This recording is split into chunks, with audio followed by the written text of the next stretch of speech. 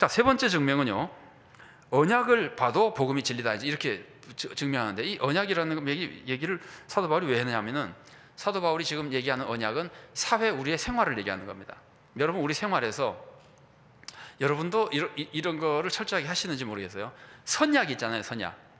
예를 들어서 그 교회학교 교사 중에 이런 실수를 하는 분을 본 적이 있는데, 교회학교 교사가 자기 반 어린이와 약속을 했어요.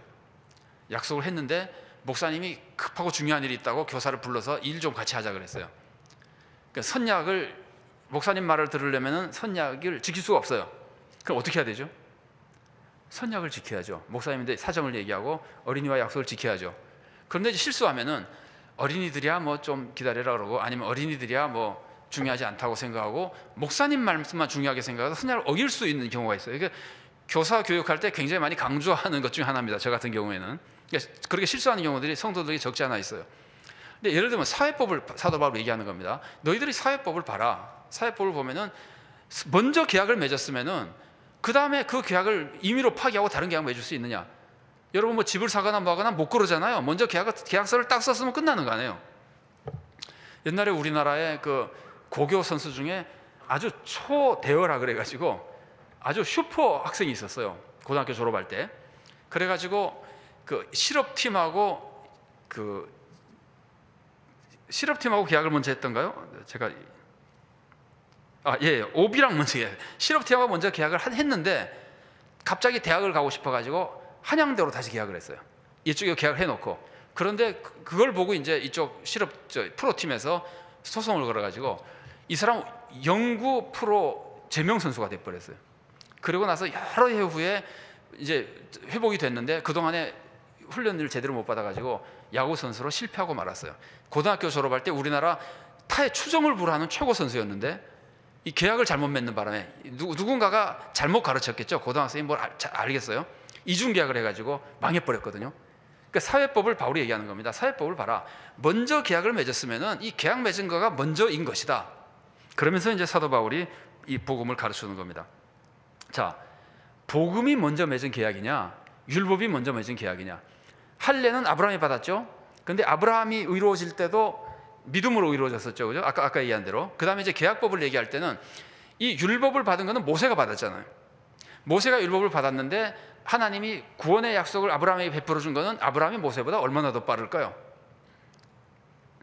잘 알 수가 없습니다. 이제 갈라디아서는 그냥 400년이라고 하는데 400년보다 더 많을 겁니다. 왜냐하면 애굽에서 생활이 400년이잖아요. 그럼 요셉이 애굽에 갈 때보다 아브라함은 더 먼저잖아요. 그러니까 얼마나 더 길지는 모르나 아마 바울이 확실하게 우리가 알고 있는 숫자를 가지고 얘기한 거예요. 적어도 400년도 더 전에 이미 믿음으로 구원받는, 온 세상을 믿음으로 구원하겠다는 약속이 딱 주어졌는데 400년도 더 지난 후에 생긴 율법이 나타나가지고 뭐 그걸 뒤집어 말도 안 된다는 거예요.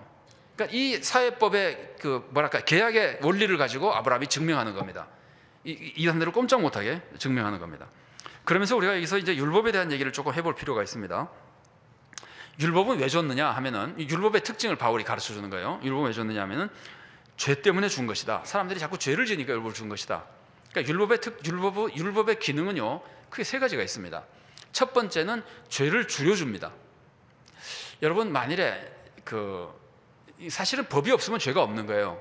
법을 어겨야만 죄가 있는 것이기 때문에. 그러나 법이 없으면은 그 악한 행동을 계속 하는 거예요, 사람들이.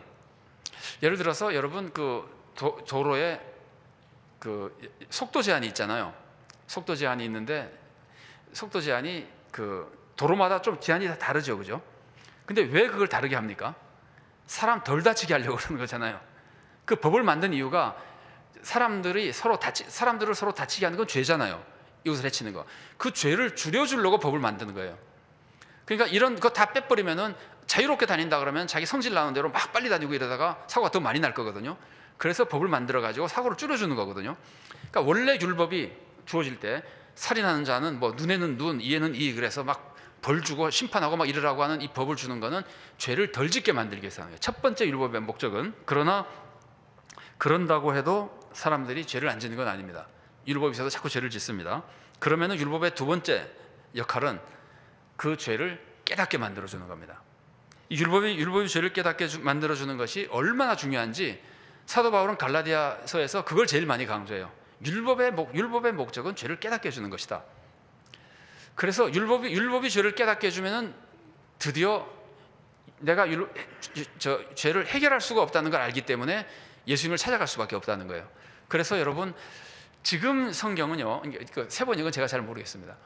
그 옛날 개역에는 몽학 선생이란 말을 썼었고요. 이전 성경 읽으셨던 분이 기억나실 거예요. 몽학 선생이라고 했고, 그 다음에 지금은 초등교사라 그러고, 이거는 정규학교 들어가기 전까지 가르치는 선생님이에요. 그러니까 좀 지도했다가 정규학교 다닐 수 있도록 학교 데려다 주고 데려다 오기도 하고, 학교에 들어가기 전에만 가르치는 사람들이 이 몽학 선생이라는 사람은 율법이 그거와 같다는 거예요. 진짜 선생님께로 인도하는 역할밖에 못한다는 거예요. 진짜 선생은 아니라는 거예요. 그래서 율법의 역할은 예수님께로 인도하는 것인데, 예수님께로 인도하기 위해서 율법이 뭘 하냐면은 네 힘으로는 구원 못 받는다는 걸 알려준다는 거예요. 왜냐하면 자기 힘으로 구원 못 받는다는 걸 알아야 예수님을 찾아갈 거 아니에요. 자, 제가 조금 다른 예를 들어보겠습니다.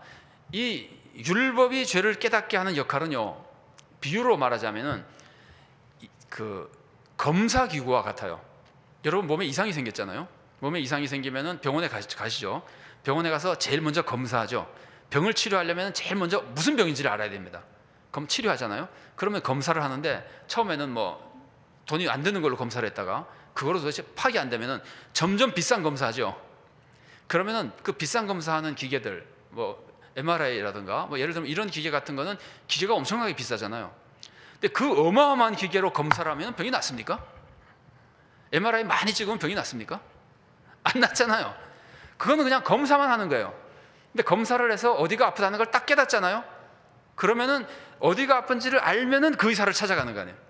해봤더니 뭐 뇌혈관이다 그러면은 뇌혈관 뭐 신경계통이랄까 그쪽으로 가는 것이고, 그 다음에 뼈가 잘못됐다 그러면은 뼈 만진 사람인데 가는 것이고, 그러니까 검사기구는 어느 의사에 갈지만을 가르쳐주는 것이지 검사기구에서 무슨 짓을 해도 병은 안 낫습니다. 그래서 율법이라는 게 그거라는 거예요. 바울이 그러니까 얼마나 잘 가르치는 것인지 몰라요.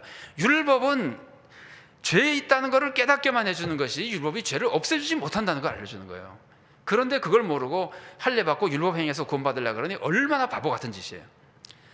병에 걸렸다고 해서 온 재산 다 팔아가지고 검사기구만 잔뜩 사다 들여와가지고 검사만 맨날 받으면은 그냥 전혀 낫지 못하고 몸을 더 해치는 거거든요. 그러니까 사도 바울이 그겁니다. 검사기구의 목적은 의사를 찾아가게 만드는 것이다.